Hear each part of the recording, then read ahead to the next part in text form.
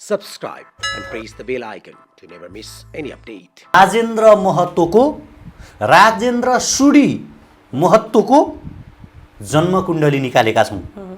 भारतसँगको उनको साइनो के हो, राजनीतिसँग उनी कसरी नजिक भए, उनको नागरिकता के हो, उनको बुवाको नाम के हो, श्रीमतीको नाम के हो र उनको जन्मस्थान कहाँ हो भन्ने कुरा एक एक प्रमाणमा तपाईलाई भारतीय नागरिकलाई कसरी नेपाल पुर्याइयो, कसरी नागरिकता दियो र कसरी पार्टीमा स्पेस दियो र कसरी वीर इतिहास बोकेका ऐतिहासिक मिथिला क्षेत्रका अझ भन्दा भूमिपुत्रहरू जसले सिमानामा जङ्गे पिलर बनेर उभिरहेका छन्, जसको बाउको नागरिकता छ, बाजेको नागरिकता छ, परबाजेको नागरिकता छ, आमाको नागरिकता छ, बजैको नागरिकता छ भने त्यो मान्छेले त जन्मिने बित्तिकै नागरिकता पाउनुपर्ने हो नि त। किन 16 वर्ष कुर्नु पर्यो भने क्या? अराजक सरकारको अराजक पत्रकार र अराजक प्रश्न सोध्ने मान्छे हो तपाईँ।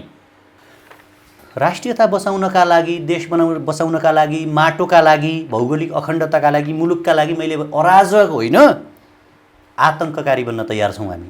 हजुर धम्काउने तपाईँ? धम्की होइन रियालिटी हो। कब्जा हुन्छ सिंहदरबार र बालुवाटारी युवाको हातमा आउँछ। यति सजिलो छ? तपाईको प्रधानमन्त्रीले लिपुलेख लिम्पियाधुरा कालापानी भन्ने ठाउँ बेचिसक्यो भने क्या? किन कुरा बुझ्नुहुन्न तपाईँ?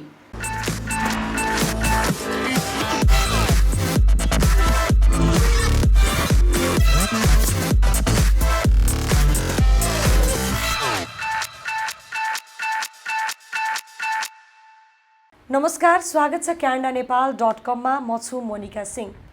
आज क्यानाडा नेपालको स्टुडियोमा तपाईले एकदमै जानेको चिनेको व्यक्तित्वलाई निम्ति आएको छु। केही समय अगाडिदेखि एकदमै विरोधमा उत्रिरहनु भएको छ।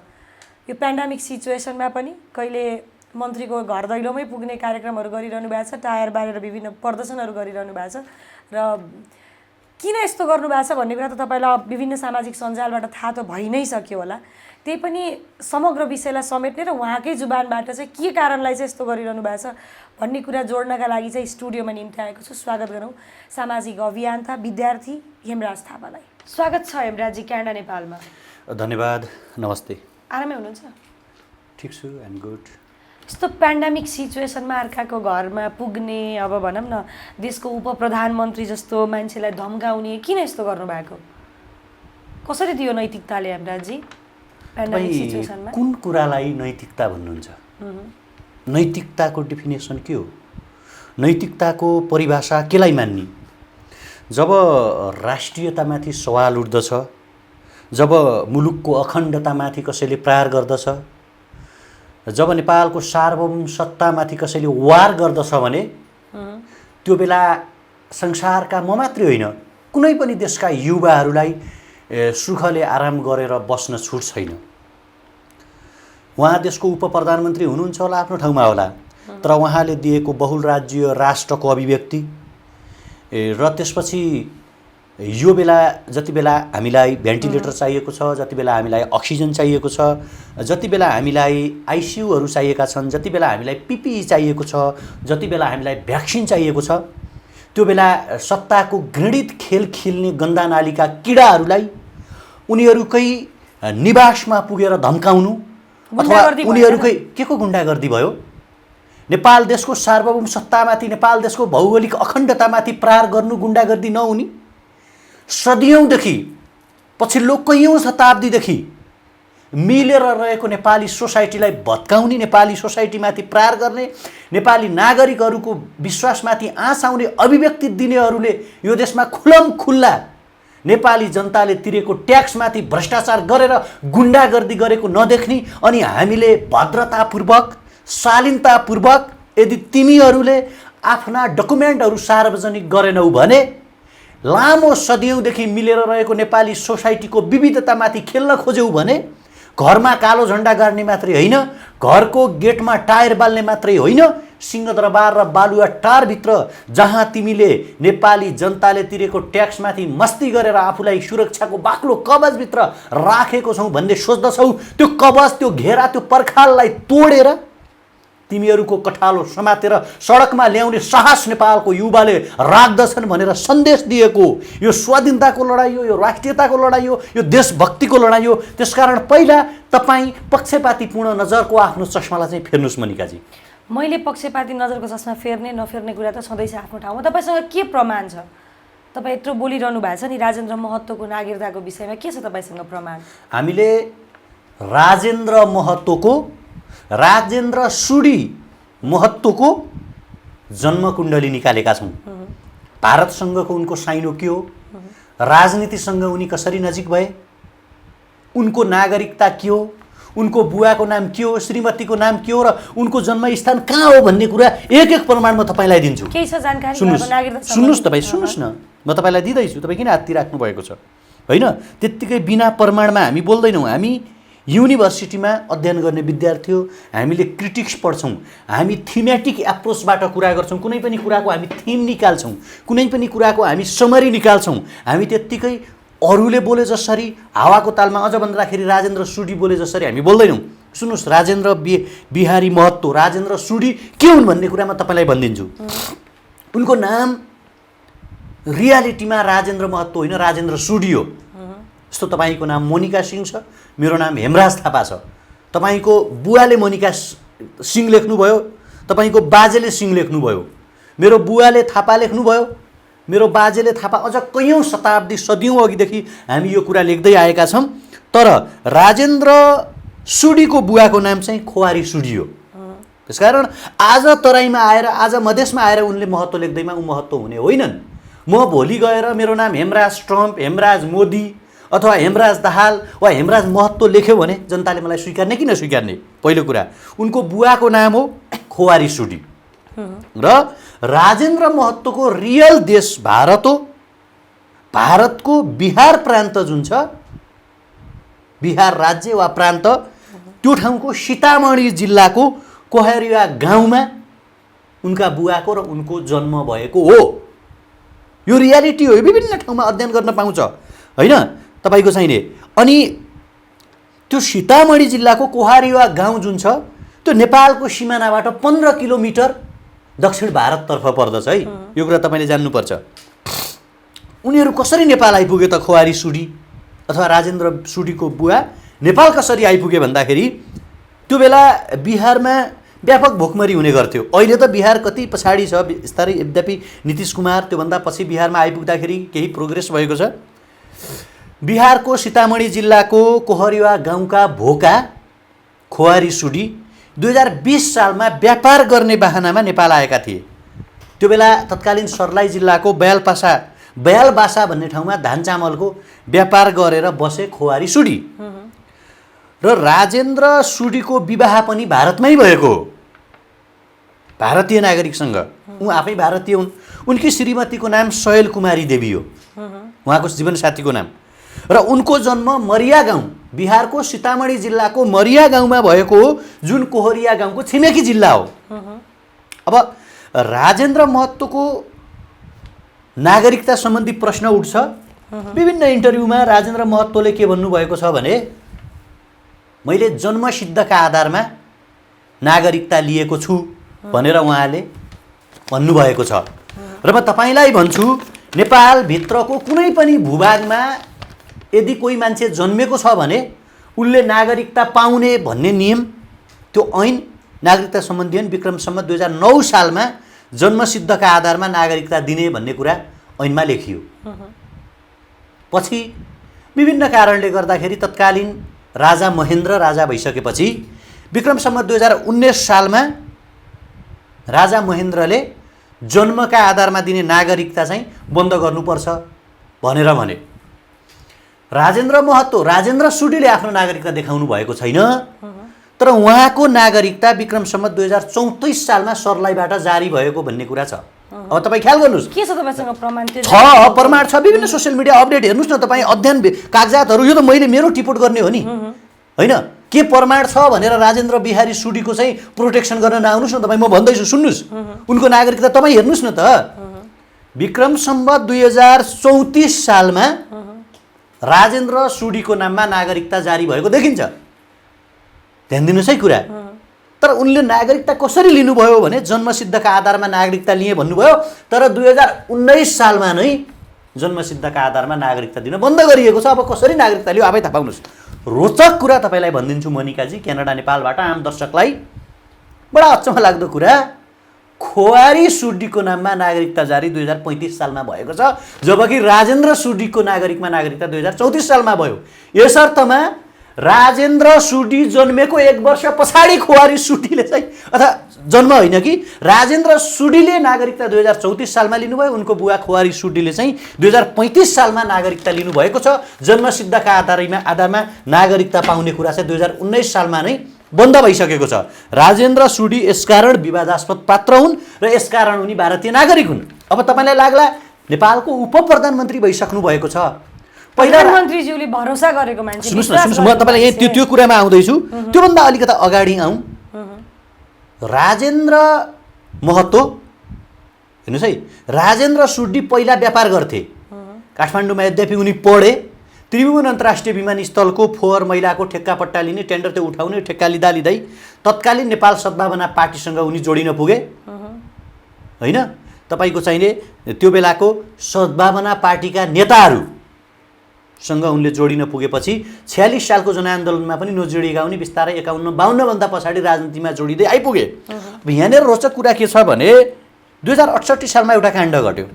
2068 सालमा नेपालका केही युवाहरूले सर्वोच्चमा रिट दायर गर्नुभयो कि राजेन्द्र महतोको नागरिकता छानबिन गरियोस्, उनी नेपाली नागरिक होइनन्, उनी भारतीय नागरिक हुन् भन्दाखेरि अख्तियारसम्मले यसमा चासो दिएको देखिन्छ। 2068 सालमा अख्तियारले गृह मन्त्रालयलाई पत्राचार गर्यो, गृह मन्त्रालयलाई निर्देशन दियो कि राजेन्द्र महतो के हो त, यिनको बारेमा छानबिन गर्नु पर्यो, यिनको बारेमा चाहिँ डाटा कलेक्सन गर्नु पर्यो भन्दाखेरि तत्कालीन गृहमन्त्रीले चाहिँ सर्लाही जिल्ला प्रशासन कार्यालय सर्लाहीलाई पत्राचार गर्यो कि राजेन्द्र महतोको नागरिकता छानबिन होस्, त्यो सम्बन्धी प्रमाणहरू के छन् भन्दाखेरि जिल्ला प्रशासन कार्यालयमा त कुनै पनि प्रमाण छैन राजेन्द्र महतोको, राजेन्द्र सुड्डीको। पछि के भनियो भने तत्कालीन माओवादीले विद्रोहका समयमा आगजनी गर्दाखेरि कागजातहरू जले भनियो। यद्यपि त्यो बेला बाबुराम भट्टराई प्रधानमन्त्री हुनुहुन्थ्यो, स्वयं राजेन्द्र सुड्डी वाणिज्य तथा आपूर्ति मन्त्री हुनुहुन्थ्यो। पछि सर्लाही जिल्ला प्रशासनले के भन्यो भने अब राजेन्द्र सुड्डीलाई त्यो बेला बहालवाला मन्त्री हुनाले नागरिकता छानबिन गर्नका लागि बोलाउन सकिँदैन भनेर भनियो। यी यावत प्रमाणका आधारमा राजेन्द्र सुडी भारतीय नागरिक हुन्। नेपालको हेर्नुहोस् है, उप प्रधानमन्त्री नेपाली जनताले मान्न सक्दैनन्। यी प्रमाण र तथ्यका आधारमा उनलाई मैले भारतीय नागरिक भनेको हो। हजुर, जस्तो तपाईँले भन्नुभयो नि अब यत्रो कुरा गर्दै जाँदा बिहारका नागरिक हुन् भनेर, मधेसीलाई तपाईँले बिहारी देख्ने जुन तपाईँको त्यो आँखा छन् नि, भनौँ न अहिले, किन भन्दा प्रधानमन्त्रीज्यूले विश्वास गरेर त उहाँ उप प्रधानमन्त्री बन्नुभयो नि। तपाईँले उहाँलाई बिहारी देख्ने, तपाईँको आँखाले सबै कुरा देख्ने, अनि त्यो तपाईँ नै सही, तपाईँले भनेकै कुरा सही होलान्, प्रधानमन्त्रीज्यूले देखेका कुरा गलत भयो त अब आएर कस्तो अल्टर कुरा गर्ने क्या। कसरी प्रधानमन्त्री नै अराष्ट्रिय तत्त्व हो नेपालका लागि। अहिलेका केपी ओलीलाई तपाईँ प्रधानमन्त्री नभन्नुहोस्, नेपाललाई जबरजस्ती सिक्किमीकरणको बाटोतर्फ धकेल्ने। त्यो बेला काजी लेन्डुप दोर्जे सिक्किमको राजा हुनुहुन्थ्यो र सिक्किमको नेता हुनुहुन्थ्यो। हेर्नुहोस् है, धुरन्धर राष्ट्रवादी कुरा गर्थे सिक्किमे जनताका लागि। कालान्तरमा उनले सिक्किमलाई भारतमा विलय गराए र आजको डेटमा दुईवटा अराष्ट्रिय तत्त्वहरू, सिक्किमीकरणको बाटोतर्फ देशलाई लैजाने लेन्डुप दोर्जे केपी ओली र त्यसलाई मलजल गर्ने भारतीय नागरिक चाहिँ राजेन्द्र बिहारी महतो, राजेन्द्र सुडी। कसरी चाहिँ आज केपी ओलीको राष्ट्रवाद स्खलित भयो भन्दाखेरि लिपुलेख, लिम्पियाधुरा र कालापानीको कुरा गरेर राष्ट्रवादको कुरा गरियो। अथवा तत्कालीन समयमा 2072 सालको संविधान जारी पश्चात है नाकाबन्दीले नेपाल थिलथिलो भएको थियो। त्यो बेला यी राजेन्द्र सुडी, अहिलेका उप प्रधानमन्त्री केपी ओलीले बनाएका मान्छे, तपाईँको भाषामा भन्दाखेरि तपाईँको प्यारो प्रधानमन्त्री, तपाईँको राष्ट्रभक्ति प्रधानमन्त्री, कहाँ नाकाबन्दी गर्न मिल्छ, हामी त भारतको अगाडि झुक्दैनौँ भन्थे हो। त्यति बेला चाहिँ राजेन्द्र सुडी के गरिरहेका थिए भने रक्सौलदेखि रुपैडियासम्म ढुङ्गा हानेर भारतबाट नेपाल आउने औषधिदेखि ग्यासका ट्रकहरू रोकेर काठमाडौँमा चाहिँ जनताको जीवन तहस नहस पारिरहेका थिए। त्यो बेला राजेन्द्र सुडीले सलाईले संविधान जलायो। आज नेपालको संविधानले नराखेको कुरा प्रतिनिधि सभालाई भङ्ग र विघटन गरेर नेपालको संविधानलाई नमानेर आफ्नै बाटोमा हिँडिरहेका दुईजना अराष्ट्रिय तत्त्वहरूको मिलन भएको छ। एउटा अराष्ट्रिय तत्त्व, एउटा तपाईँको चाहिने गैर राजनीतिक तत्त्व, एउटा चाहिँ अराजक तत्त्व केपी ओलीले, अर्को अराजक राजेन्द्र सुड्डी भारतीय नागरिकलाई राष्ट्रवादी देखेर चाहिँ उप प्रधानमन्त्री बनाइयो। त्यो बेला केपी ओलीले के भने चक्लेट बाँडे जसरी नागरिकता बाँड्न सकिन्न, यो विधायकको म विपक्षमा छु भने आज चाहिँ केपी ओली आफै नै नागरिकता अध्यादेश जारी गरेर सयौं भारतीय नागरिकहरूलाई चाहिँ नेपालको नागरिकता दिन खोजिराख्नु भएको छ। र तपाईँको प्रधानमन्त्री तपाईँको एङ्गलमा राष्ट्रवादी हुनुहोला, तर मेरा लागि चाहिँ उनी भारतको पक्ष पोषण गर्ने मान्छे हुन्। केपी ओलीको राष्ट्रवाद जुन महाकाली सन्धि गरे उनले त्यही बगिसकेको थियो। महाकाली सन्धिमा बगेको केपी ओलीको राष्ट्रवाद बग्दै बग्दै बग्दै बग्दै आज राजेन्द्र महतोको, राजेन्द्र सुड्डीको धोतीभित्र गएर अल्झियो। यो कुरा पनि तपाईँ जान्नु होला। र अर्को महत्त्वपूर्ण कुरा के भने संसदमा राजेन्द्र महतो कुर्लिए एकचोटि, अरे कुन चाहिँ देश बेचुवाले देश बेच्यो, लिपुले खिम्पिया धुरा कालापानी त नेपालको थुयो भन्नुहुन्थ्यो नि। राजेन्द्र महतो त भारतीय नागरिक थियो, कुन चाहिँ नागरिकता बेचुवाले नागरिकता बेच्यो, छानबिन हुनु पर्दैन? कुन चाहिँ मधेसको जनताले आज चाहिँ राजेन्द्र महतोलाई सही भन्छ? त्यसकारण दुईवटा राष्ट्रिय तत्त्वहरू सुमन्त कुमार गोयल र एमएम नरवाडेलाई बालुवाटारभित्र भित्र्याएर, बालुवाटारभित्र हुलेर ल्याएर नागरिकता अध्यादेश जारी गरेर भारतीय नागरिक राजेन्द्र महतोलाई उप प्रधानमन्त्री बनाएर नेपालको चुरेमा पर्ने 11वटा जिल्लाको गिट्टी बालुवा चाहिँ नरेन्द्र मोदीको पाउमा सुम्पिएर यो देशलाई सिक्किमीकरणको बाटोतर्फ, फिजीतर्फ, अझ भन्दा जम्मू कश्मीरको बाटोतर्फ लैजाने प्रपञ्च रचिरहेका केपी ओलीलाई तपाईँले राष्ट्रिय तत्त्व भन्ने, राष्ट्रवादी नेता भन्ने? केपी ओली कुण्डेङका मुला हुन्। आज खड्ग ओली ल्यान्डुप देर्जेको काखमा बसेर नेपालमाथि पिसाब फेरिरहेका छन् राजेन्द्र महतोले। त्यो बच्चालाई काखमा खेलायो भने काखमा पिसाब गर्दैन। भारतीय नागरिकलाई नेपाली जनताले तिरेको ट्याक्सबाट, तलब भत्ताबाट, करबाट तलब खुवाएर नेपालको राष्ट्रियतामाथि पिसाब फेर्ने राजेन्द्र महतो र त्यसलाई प्रोटेक्सन गर्ने, त्यसलाई गोद लिने केपी ओलीलाई तपाईँले राष्ट्रिय तत्त्व देख्ने? कारबाही गर्नुपर्छ यिनीहरूलाई, भाँटे कारबाही। यो कुरा तपाईँ बुझ्नु। तपाईँले यतिका कुरा बोल्दै जाँदाखेरि, गर्दै जाँदा तपाईँले भन्नुभयो राजेन्द्र महतोजीलाई कसले राम्रो मान्छ भनेर। उहाँलाई त जिताएर पठाएको हो नि आम नागरिकले, जनताले उहाँलाई मत दिएर पठाएको मान्छेमाथि चाहिँ तपाईँले यत्रो प्रश्न गरिराख्दाखेरि नागरिकको चित्त दुख्दैन? कहीँ न कहीँ नराम्रो लाग्दैन? सवाल यहीँनिर छ मोनिकाजी, तपाईँ हामीले बुझ्नुपर्छ। हेर्नुहोस्, देशलाई चाहिँ जबरजस्ती विदेशीकरण गर्ने, नेपालको अस्मितालाई खेल्ने, नेपालको भावनामाथि ठोस पुर्याउने काम यही तरिकाले गरिन्छ। तानाशाहहरू जनमतबाट, राष्ट्रियताबाट जनताको मत लिएर नै आउने गर्छन्। भारतीय नागरिकलाई कसरी नेपाल पुर्याइयो, कसरी नागरिकता दियो र कसरी पार्टीमा स्पेस दियो र कसरी वीर इतिहास बोकेका ऐतिहासिक मिथिला क्षेत्रका अझ भन्दा भूमिपुत्रहरू जसले सिमानामा जङ्गे पिलर बनेर उभिरहेका छन्, जसले सदियौँदेखि नेपालको सिमानाको रक्षा गरिराख्नु भएको छ, त्यस्ता नागरिकहरूको, सोझा नागरिकहरूको भावनामाथि खेलेर, त्यस्ता नागरिकहरूको इमोसनमाथि खेलेर रातारात र भारतको इसारामा राजेन्द्र महतोलाई संसद बनाइयो र नेपालको अहिले उप प्रधानमन्त्री बनाइयो। मेरो सम्मान छ, मेरो स्यालुट छ मधेसका हरेक नागरिकहरूप्रति जसले नेपाल देशलाई बचाउनु भयो। आज होइन, गोपाल वंशदेखि, त्योभन्दा अघि अझ जाँदाखेरि सम्राट अशोकको पालादेखि, ऐतिहासिक मिथिला क्षेत्र सीताको पालादेखि, अझ राम जानकीको विवाहदेखि, त्योदेखि यहाँसम्मको एउटा संस्कार, कल्चर, संस्कृति बचाउने मधेसका नागरिकहरूलाई परास्त गरेर, मधेसका कैयौँ वीर इतिहास बोकेका नागरिकहरूलाई नचिनेर जसरी राजेन्द्र महतो प्रवृत्तिलाई नेपाल भित्र्याइयो, यो नै गलत छ क्या? भोट हाल्ने जनताको के गल्ती? उहाँहरू त नेपालको नागरिक हो। मेरो आग्रह मधेसको जनतालाई आज के छ भने त्यस्ता अराष्ट्रिय तत्त्वहरू, त्यस्ता विखण्डनकारी तत्त्वहरू, त्यस्ता देशलाई चाहिँ अर्काको पाउमा लिलामी गर्ने तत्त्वहरूका विरुद्धमा अब सशक्त तरिकाले जाइ लाग्न आवश्यक छ। आज रैथाने एकता परिषद भन्नेका कैयौँ मधेसका आदिवासीहरू, मधेसका रैथाने नागरिकहरूलाई धमाधम राजेन्द्र बिहारीले पक्राउ गराउँदैछन्। अनि तपाईँ भन्नुहुन्छ यस्ता बिहारी नागरिकहरू, यस्ता भारतीय नागरिकहरूको विरोध गर्दाखेरि मधेसका जनताको चित्त दुख्दैन भन्नुहुन्छ? मधेसका जनताको चित्त दुख्दैन। मधेसका नागरिकहरू खुसी हुनुहुन्छ। मधेसका नागरिकहरूलाई सदियौँदेखि, पछिल्लो कैयौँ वर्षदेखि दास बनाउन पल्केका यी अराष्ट्रिय र अनागरिक तत्त्वहरूको विरोध गर्न तपाईँमा हामी सबैले आवश्यक छ। संघीयता छ देशमा, त्यही पनि तपाईँ यस्तो चर्को रूपमा विरोध गरिरहनु भएको छ। संघीयता छ नि देशमा, किन फेरि विरोध गरिरहनु? फेडरलिजमको विरोध मैले गरेको छु? के हो बहुराष्ट्रिय राज्य भनेको? संघीयता छ त, मधेसको आफ्नो भूगोल छ, मधेसको आफ्नो चिफ मिनिस्टर हुनुहुन्छ, मुख्यमन्त्री हुनुहुन्छ, मधेसको आफ्नो पपुलेसन छ, मधेसको आफ्नो अर्थतन्त्र छ। त्यति हुँदाहुँदै पनि बहुराष्ट्रिय राज्य खोज्नु भनेको के हो?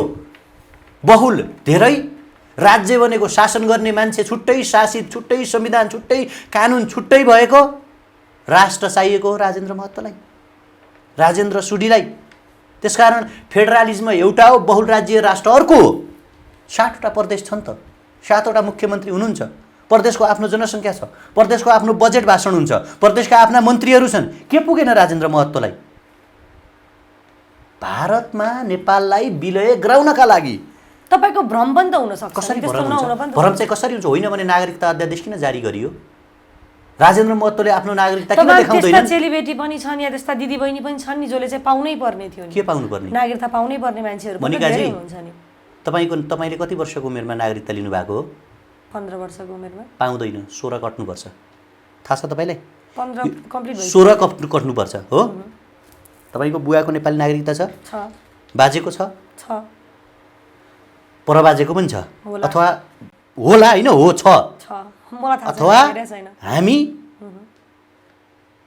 आदिमकालदेखि यो भूमिमा छौँ, हाम्रा पुर्खादेखि हाम्रो नागरिकता छ। जसको बाउको नागरिकता छ, बाजेको नागरिकता छ, परबाजेको नागरिकता छ, आमाको नागरिकता छ, बजैको नागरिकता छ भने त्यो मान्छेले त जन्मिने बित्तिकै नागरिकता पाउनुपर्ने हो नि त। किन 16 वर्ष कुर्नु पर्यो भने क्या? 16 वर्षपछि मात्रै हामीलाई नागरिकता किन दिन्छ? हामीले नागरिकता लिन 16 वर्ष कुर्नुपर्ने, तिनीहरू बिहारबाट नेपाल आएको भरमा चाहिँ 1 वर्षमा नागरिकता पाउने। भारतको सीतामढी जिल्लाबाट नेपाल आएको राजेन्द्र महतोले अङ्गीकृत नागरिकता लिँदाखेरि आज देशको उप प्रधानमन्त्री बनेर बहुराज्य राष्ट्रको परिकल्पना गरिरहेको छ। दक्षिणतिरबाट हुल्का हुल लाखौँ मान्छेहरू नेपाल पठाएर अलग्गै मधेस चाहियो हामीलाई, टुक्रिनुपर्छ, हाम्रो आफ्नो बहुल राज्य हुनुपर्छ, हामी यहाँको प्रधानमन्त्री हुनुपर्छ, हामी यहाँको राष्ट्रपति हुनुपर्छ, हाम्रो आफ्नो संविधान हुनुपर्छ र नेपालबाट अलग हुनुपर्छ भनेर भन्नका लागि जुन किसिमको नागरिकता अध्यादेश ल्याइँदैछ त्यसको तपाईँ सपोर्ट गर्ने? जसले यो देशलाई अङ्ग्रेजको चुङ्गुलबाट बचाए, जसले चाहिँ यो देशलाई चाहिँ सदियौँदेखि बचाइरहेका छन्, ती मान्छेहरूको भावनामाथि ठेस पुर्याउने मधेसको कुन चाहिँ नागरिक आज भारतमा हुन चाहन्छ भने क्या? भारतीय नागरिकले मात्रै भारत हुन चाहन्छ। मनिकाजी, कर्णालीमा आज 1 बोरा चामलको मूल्य 20,000 रुपियाँ पर्छ हुम्लामा। कर्णालीभन्दा पारी राज्यको आँखा कहिल्यै पुग्दैन। त्यहाँका आमाहरूको आङ खस्छ। त्यहाँका राउटे समुदाय तपाईँ हेर्नुहोस्, अझै हाम्रा पुर्खाले बाजुराबाट टनकपुरसम्म गएर नुन लिन जानु पर्यो, राज्यले कहिल्यै हेरेन। आज पनि बालबालिकाहरू खुट्टामा चप्पल नपाएर स्कुल जान्छन्। कयौँ आमाहरू, कयौँ बुवाहरू, आज पनि त्यो ठाउँका मान्छेहरू भारतमा अझ गएर विभिन्न ठाउँमा गएर मजदुरी गरेर, श्रम गरेर जीवन बाँचिरहेका छन्। के उहाँहरूले कहिल्यै पनि हामीलाई अलग राज्य चाहियो भन्नुभयो? कर्णालीका मान्छेले, सुदूरपश्चिमका मान्छेले, पूर्वी पहाडी जिल्लाका मान्छेले जो सदियौँदेखि भोका छन्, सदियौँदेखि राज्यले विभेद गरेको छ, सदियौँदेखि चाहिँ राज्यले वर्गीय विभेद गरेको छ, त्यहाँका मान्छेको रोजगारी छैन, 40-45 वर्षको उमेरमा बुढो हुन्छन्, त्यहाँका युवाहरूले साँच्चीकै काठमाडौँ देखेको छैन, ती मान्छेहरूले त अर्को राज्य मागेको छैन भने मधेसका ती मान्छेहरू जो गोपाल वंशको पालादेखि, ऐतिहासिक मिथिला क्षेत्रको पालादेखि मधेसमा बसेका छन्, उनीहरूले अर्को राज्य मागेको छैन भने अरे कहाँ से आए ये बिहारी राजेंद्र महतो जो अभी मधेश का खुद दूसरा राज्य मांग रहे हैं? किसने दिया इनको अधिकार? आपके प्रधानमंत्री और आपके और राजेंद्र महतो जो है ना, वी लव यू केपीबा भन्नुहुन्छ तपाईहरु, और वी लव यू राजेंद्र काका बोलो अब नहीं सम्झिदैनन् क्या उनीहरु? नेपाली भाषा आउँदैन उनीहरुलाई? केपी ओलीले नेपाली भाषा बुझ्दैनन्? कर्णालीले कहिले अलग राज्य माग्यो? सुदूरपश्चिमले कहिले अर्को बहुराष्ट्रिय राज्य माग्यो? पूर्वी पहाडी इलाकाले कहिले अलग राज्य माग्यो? नेपालको मगर जातिले कहिले अलग राज्य माग्यो? नेपालको नेवार जातिले कहिले अलग राज्य माग्यो? पूर्वका राई लिम्बू किराँतहरूले कहिले अलग राज्य मागेको छ? तो नेपाली भाषा बुझ्दैनन् भने तपाईँ वी लव यू केपी बा भन्नुहुन्छ, वी लव यू राजेंद्र काका भन्नुहोस्, उन लोगों को हम टप्परी और बिहारी लैंग्वेज में समझाएंगे। अरे ओ केपी बबुआ और राजेंद्र बबुआ, ये बिहार नहीं है कि तुम लोग कौड़ी के भाव में नागरिकता बेचो।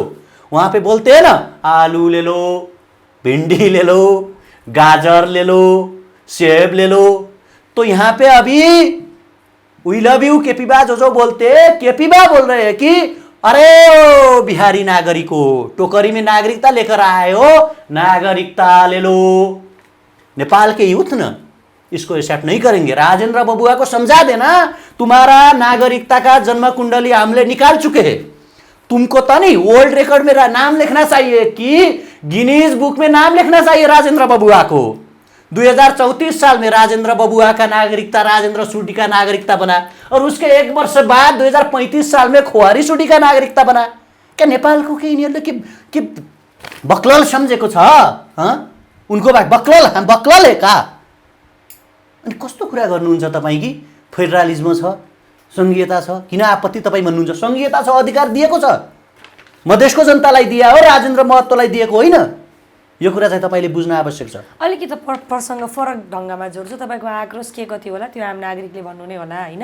अलिकति फरक प्रसङ्ग जोडिहाले। यस्तो पेन्डेमिक सिचुएसन छ, समाजसेवीको नाममा लुट मचाइरहनु भएको छ तपाईँहरू भनेर पनि यहाँ दिन प्रतिदिन टिका टिप्पणीहरू भइरहेछ नि। तपाईँको ग्रुपले, तपाईँ लगायतका मान्छेहरूले चाहिँ समाजसेवीको नाममा लुट मचाइरहनु भएको छ भन्ने कुराहरू आइरहेछ। के भन्नुहुन्छ यस विषयलाई? प्रमाण छ लुटेको? अनि तपाईँ कस्तो एङ्गलले हेरेर आयो भने क्या केपी ओलीको भतिजीको एङ्गलबाट नहेर्नुहोस् न तपाईँ। के कुन चस्मा लाएर हेरिराख्नु भएको छ तपाईँ? कि मेरो के घर देख्नुभयो काठमाडौँमा तपाईँले लुटेर?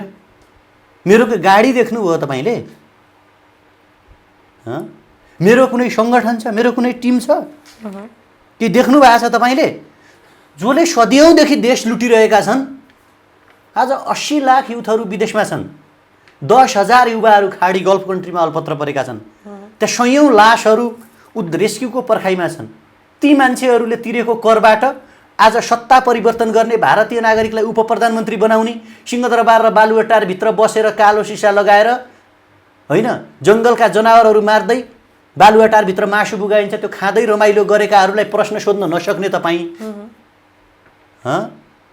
अनि तपाईँ जसले भेन्टिलेटर दिँदैन, जसले आइसियु दिँदैन, जसले अक्सिजन दिँदैन, जसले औषधि दिँदैन, तिनलाई प्रश्न नसोध्ने प्रमाण ल्याउनुहोस् न त्यस्तो कहीँ लुटेको ठगेको होइन। म त एकजना सामान्य विद्यार्थी हो हेर्नुहोस्, न मेरो टिम छ, न मेरो केही छ, न मैले हरचोटि म भन्ने गर्छु, न मैले कसैलाई पाल्नु छ अथवा न मैले कसैलाई केही गर्नु छ। मैले जे देखेँ समाजमा अक्सिजनको अभाव अथवा खाद्यान्नको अभाव, औषधिको अभाव हामीले देखेपछि सरकारभन्दा बाहिर पनि अर्को सरकार हुने गर्छ, सरकारभन्दा बाहिर पनि मनकारी मान्छेहरू हुने गर्छन्। ती मान्छेहरूलाई भनेर लौ न हजुर यहाँ गर्नु पर्यो भने एक कुरा हाम्रो ट्रान्सप्यारेन्सी छ र हुनसक्छ लाग्ला धेरै मान्छेलाई कि समाजसेवाका नाममा लुटतन्त्र मचाइराख्नु भएको छ, समाजसेवाका नाममा यो गरिराख्नु भएको छ। म लगायत मेरो हरेक साथीहरू जो अहिले फिल्डमा एक्टिभली काम गरिराख्नु भएको छ, फ्रन्टलाइनमा रहेर जसले सोसियल वर्क गरिराख्नु भएको छ, हामी सबैजना ट्रान्सप्यारेन्सी बनाऊँ, सबैजना पारदर्शी बनाऊँ। समाजसेवा बिजनेस होइन, समाजसेवा मनबाट गरिने क्रियाकलाप हो। यसलाई चाहिँ बिजनेसको रूपमा नलिउँ। तपाईँकै क्वेसनलाई अथवा तपाईँकै प्रश्नलाई चाहिँ आधार मान्ने हो भने। त्यसकारण तपाईँहरूले लाउने आरोप, कपोकल्पित आरोपहरू सत्ताले लाउने आरोप जस्तो अथवा चाहिँ यी मान्छेहरू नभइदिएको भए हुन्थ्यो, यिनीहरूले काम नगरिदिएको भए हुन्थ्यो, यिनीहरू किन चाहिए भन्ने तरिकाले जुन तरिकाले सत्ताले प्रश्न गर्छ त्यो एङ्गलबाट तपाईँले प्रश्न गर्नुभयो। यद्यपि समाजसेवा गर्नेलाई झकझक्याउनु, उनीहरूलाई चाहिँ गलत बाटोमा जान नदिनु तपाईँहरूको दायित्व र कर्तव्य हो। जति पनि साथीहरू हुनुहुन्छ कृपया समाजसेवालाई बिजनेस होइन, समाजसेवालाई समाजसेवाकै रूपमा लिउँ। हामी सबैजना ट्रान्सप्यारेन्सी हौँ। योभन्दा अरू भन्ने उत्तर चाहिँ छैन है मसँग। अराजक समूहको अराजक नेतृत्व गर्ने अराजक युवा कसरी व्याख्या गर्नुहुन्छ यो चिजलाई? आरोप छ नि अराजक सरकारको, अराजक पत्रकार र अराजक प्रश्न सोध्ने मान्छे हो तपाईँ। अराजक सरकारको, अराजक पत्रकार, सरकारले परिचालित गरेका मान्छे हो तपाईँ कि काम गर्ने मान्छेको चाहिँ विरोध गर भनेर मैले तपाईँलाई भन्न मिल्छ? मैले तपाईँलाई भन्न मिल्छ? मिल्दैन नि, मिल्दैन नि। राष्ट्रियता बचाउनका लागि, देश बचाउनका लागि, माटोका लागि, भौगोलिक अखण्डताका लागि, मुलुकका लागि मैले अराजक होइन आतङ्ककारी बन्न तयार छौँ हामी। सिंहदरबार र बालुवाटारका ल्यान्डडुपेहरूले हामीलाई अराजक भने, त्यसपछि धेरै भन्यो भने आतङ्ककारी भन्ने हो। अहिले त घरमा कालो झन्डा मात्रै गाडिन्छ, घरको अगाडि टायर मात्रै बालिन्छ। युवाका कुरा हजुर धम्काउने तपाईँ? धम्की होइन, रियालिटी हो।